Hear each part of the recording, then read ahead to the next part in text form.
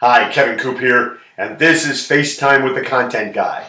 So last week when I sat down with Reed Farrell Coleman, the wonderful novelist who has taken over the Jesse Stone series from the late Robert B. Parker, one of the things he did is he told me a story, and it was a business metaphor when you came right down to it. And while I didn't have time to share it in last Friday's piece about him and his new book, Blind Spot, I thought that I would share it with you today. And basically what Coleman told me was that when he was a young writer, he was starting out writing novels, he had quite literally no experience. And he'd find that he would write himself into corners and he'd have no idea how to get out of them. And he did what any young novelist would do in that case. He would blow by it. He'd just ignore it and he'd move on and not really worry about it. And he said he can see all those moments when he rereads his early stuff. And then Coleman told me the story of Sarah Winchester, the widow of William Wirt Winchester, the rifle guy, and the story of the Winchester house in San Jose, California. So apparently what happened between the time that her husband died in, 1881, and a couple of years later she moved out to California, what happened was apparently she started building this house, or building onto this house. And what she would do is she would just build rooms. And it's quite the architectural oddity because there are hallways and there are stairs that lead nowhere. There are windows from rooms that look out into other rooms. It's a bizarre kind of house, and it's even a tourist attraction these days.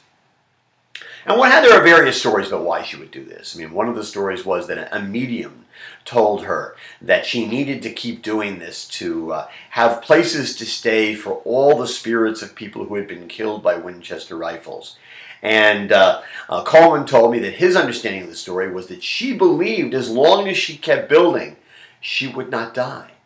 And she kept building until she eventually died. She died in the 20s, so this went on for something like 40 years. It was amazing. Listen,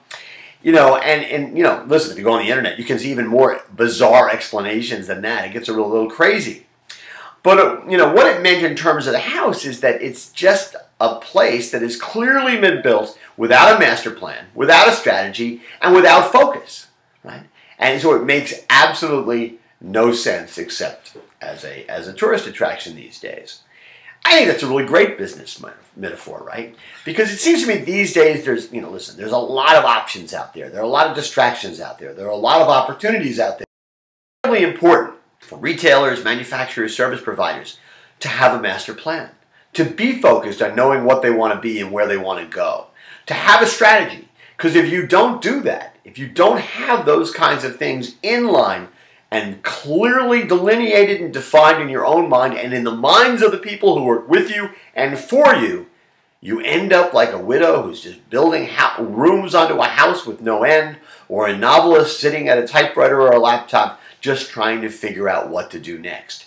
And here's the deal. The business environment today is not a forgiving one.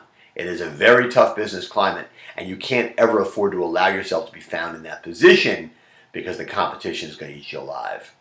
Anyway, thanks again to Reed Farrell Coleman. I will tell you one more time, read Blind Spot. It is absolutely terrific, and then do what I'm doing, which is work your way back through a lot of his other novels. The Mo Prager series is fantastic. Anyway, that's what's on my mind this Thursday morning. And as always, I want to hear what's on your mind.